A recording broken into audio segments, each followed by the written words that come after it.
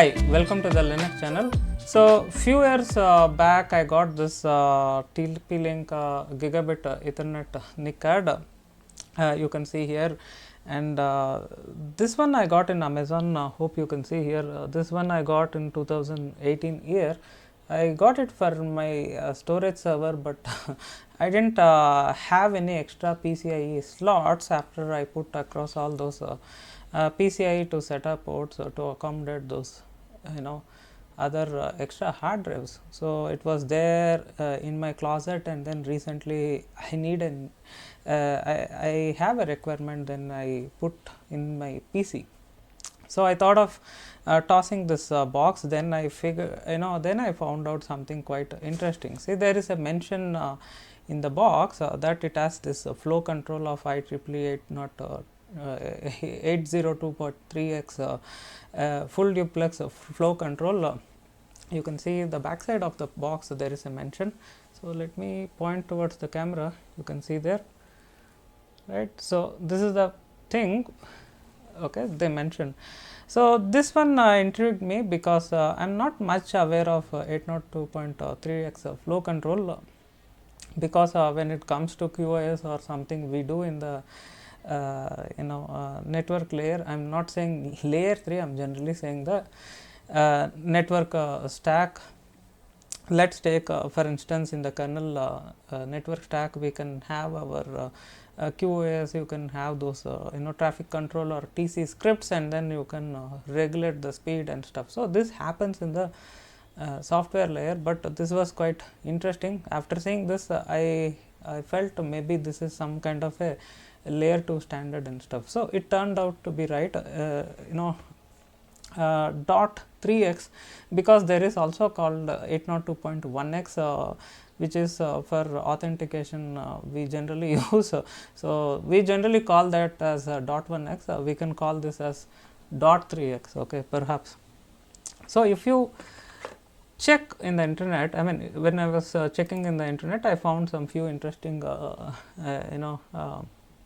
slides and pictures and stuff like that. So, it is quite interesting, which is when I thought let me cover in a video, so that if anyone is doing some tests and they want to do some flow regulation through that, perhaps they can experiment, okay.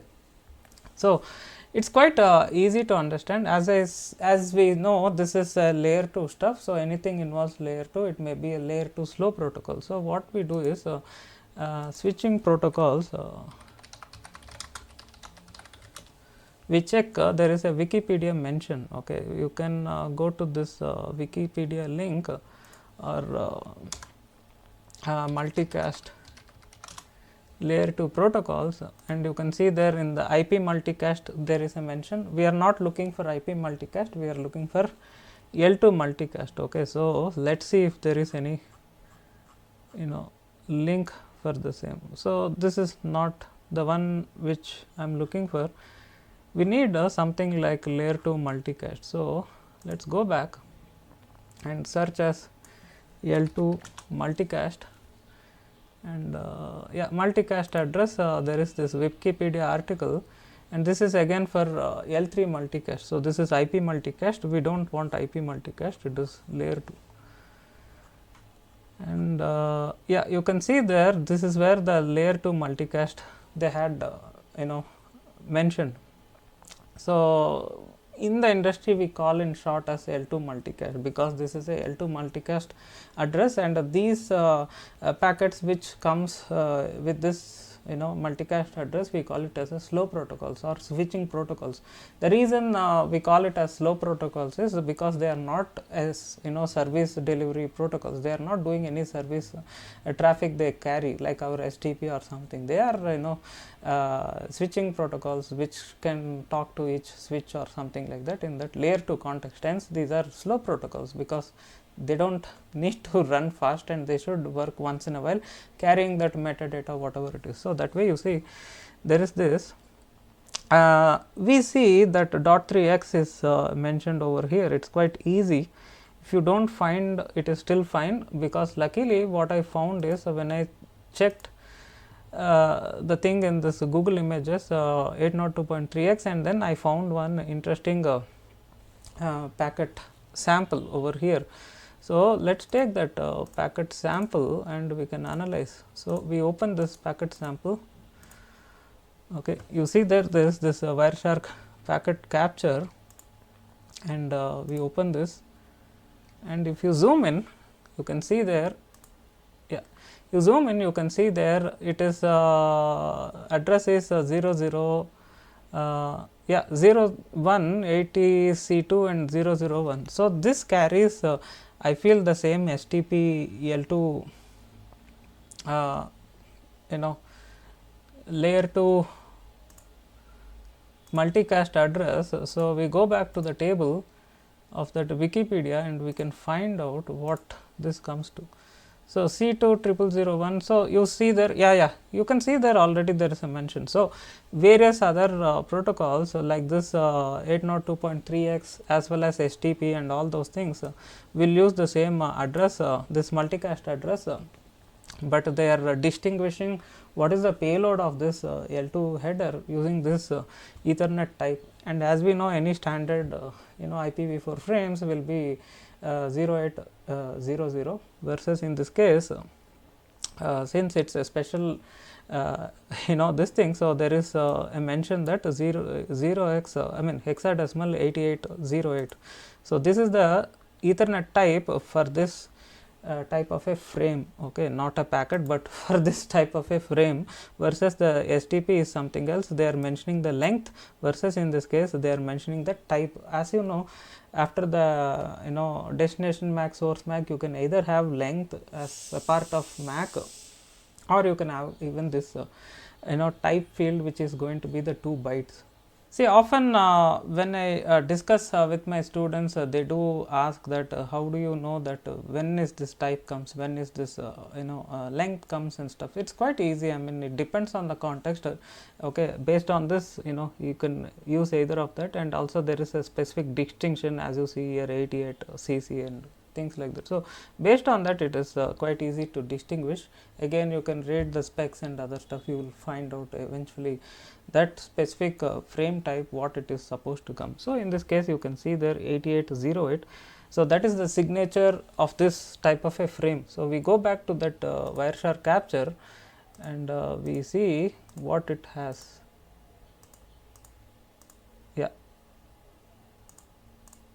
Yeah, this is the frame, and we see, if you see here, it has this stuff over here, Ethernet flow control. Yeah, we go here, and we can see there this has this has this STP like L2 multicast address, and after that it has this MAC control which is those 2 bytes 8808. So, you can see there 8808. So, that way we know that this is .3x protocol frame. So, let us not worry about the internal stuff. It is as the way I was reading the standard, there is a mention that you send this frame asking the data to be paused, and then it will pause momentarily, and then again you send this frame again, and then it will be re-enabled, something like that. It is quite simple. As I said, I am not an expert, but it is quite interesting, because here we are talking about hardware flow control and nothing to do with the operating system at all. Okay, and so that way you can see there that is mentioned there, and we can see, of course, you have time, you can go through and read fully, but in my case I have not yet spent much time. I was seeing that where this whole thing comes under when it comes to this regulation of packets. Okay, so you can see that they mentioned this pause frame and what is that comes under that criteria, but as I read, I came to know, okay, you send that and then it pauses and again it restores that flow once you again send it, and there is lot of documentation about it. There is some kind of some pictures. As I was exploring, I can even find some interesting pictures of the same illustrating the scenario. You can see there in Google image search, somebody put this picture which even more illustrates. You have a fast computer and then you have a slow computer. So, if you need, you can send that pass frame, and then meanwhile you consume whatever data, and then again you can resume and then you can get the data. So this way it is quite useful, because again it makes sense. So in this case, let's imagine you have this gigabit Ethernet port and you are connecting to 100 Mbps port. So in that case, if you want any sort of flow regulation or hardware flow regulation, you can achieve with this, okay, in tandem with software layer. So you have on top the TCP does its own job, and also we have various buffers, RX, TX buffers, and we do regulate that flow, plus not forgetting the QoS aspect. So let's assume you put this in a router or something, okay. So let's assume, keeping that aspect in the mind, we have the software level of flow regulation, but when it comes to hardware level, you can of course send this kind of a frame, and then you can regulate the frame. So I can do one thing, I can include all these images which you can have a look, and besides I also find some couple of interesting slideshows. Yeah, see, this looks like that IEEE stuff, and besides I also found an interesting slideshow. Let's just check. This is the one which I was, let me go back, and yeah, you can see there, as I go back I can get that intro of that whole stuff.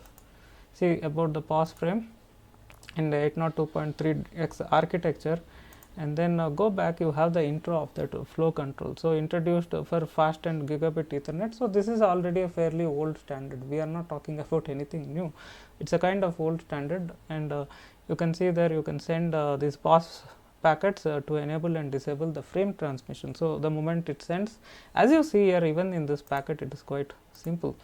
So you open this packet, you can see after this 8808 type, the whole payload of it is nothing but you have this 0001, maybe that is indicating the pause, and after that some FFFF, maybe that is some kind of a trailer or something like that. So yeah, you can see there quanta, and then this is the pause. So that's all it is, that's all it is. So in this way you can do that sort of dynamic flow control, and achieve some kind of optimization, so that you don't end up getting some kind of buffer overflows, and or you have any sort of packet drops and jitter and stuff, okay. So this sort of makes sense. Maybe I am thinking, maybe I can experiment and I can use this in tandem with software flow control, if it kind of supports the other interface NICAD also, because see, this is one thing, it's all depends on whether if this network interface card honors that, okay. It's just not that you send off some frame and then it should happen. Please note, this happens at the NICAD level. So if the NICAD honors, then it should do that. I don't think so these kind of frames will be ever carried away in the OS, and OS takes care of this. Looks more like a hardware stuff.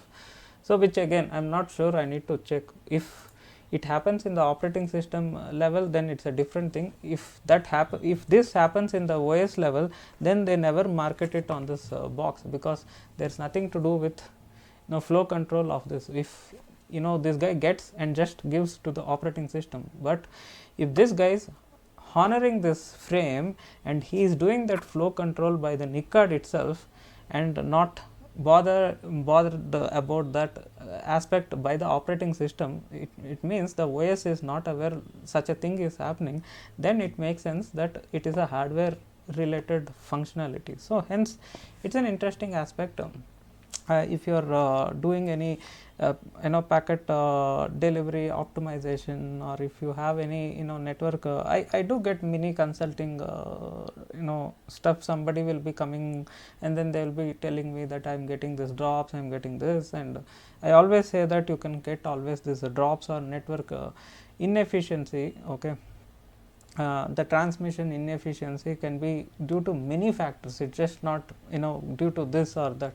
As we explore, it can be due to many factors. So in that case, something like that you can try upon. And if you are a beginner, if you don't know what I am talking about, or you are thinking this is something happens in TCP regulates the flow, that's a whole different story, okay. Don't confuse, this is something else, that is something else. This works for core layer 2 stuff, and this makes sense if you have any huge network appliance working as some type of IDS, IPS, and it is doing some processing of these frames. Usually such devices are architected in a way that they work like a transparent bridge, including my Toffee itself, which is a WAN optimization appliance in case someone installs in a huge appliance. Although I provide the stack, in case if they install, of course it becomes an appliance. So in that case I prefer working like a transparent device. There is no routing happens there, it is not a router. In fact, if you ask my stuff, it is not even a switch also, it's not a router, it's not a switch, it does in a complete different way. So in such cases what happens is, the big problem is if the stack, the whole thing is get to be run on a small appliance which has less CPU power or something, then it makes sense. As the time it gets the packets and it processes these packets, it involves lot of latency and a lot of CPU overhead. So what happens is, it makes sense if there is lot of backlogs are there and this device is busy in terms of processing them, then you can enable some type of flow control. You can tell them, okay, pause for a while, let me process these packets whatever you gave, and then you process and send. As you get this backlogs cleared, then you can start this transmission once again. So here it's a question of not connecting a gigabit to a gigabit. We are not stepping down. Okay, let's imagine you have a gigabit Ethernet coming out and then connected to an IDS, IPS device or firewall or some WAN opt or some VPN or some type of network appliance. So here we are talking about not this step down of rate or anything like that. We are talking about the device capability. If the device is not so capable of processing this data, because this is not a just dumb router or switch, as it gets, see, in the case of switch you must have read store and forward and all that. Okay, so in the case of switch, it just gets and then it forwards, or there are other methods, it's partially reads and then it forwards. So it works in a different way versus a router. Of course it goes to that data plane, and still again let it be a hardware or software based router or data plane, let it be whatever. But what happens is, again, in the case of router, hardly it gets the packets and it will just routes those packets by changing the MAC header, okay, Ethernet header, whatever. So in the case of router it works in a different way, but in the case of any specialized appliances, it has to do lot of processing, and if there is a lot of latency or CPU overhead, and if the appliance is not capable, then you may get a situation that you will be starving it will be getting lot more requests, but the device is already busy with some backlogs. It has to process and send these frames, and in that case there will be a pile up and eventually there will be some packet loss and stuff. So eventually this can trigger into jitter and also more latency, more packet drops and more uncertainty in the end. So this is mitigated in the case if you use end-to-end TCP, because TCP will eventually know there is something crappy happening within the network, so it will regulate.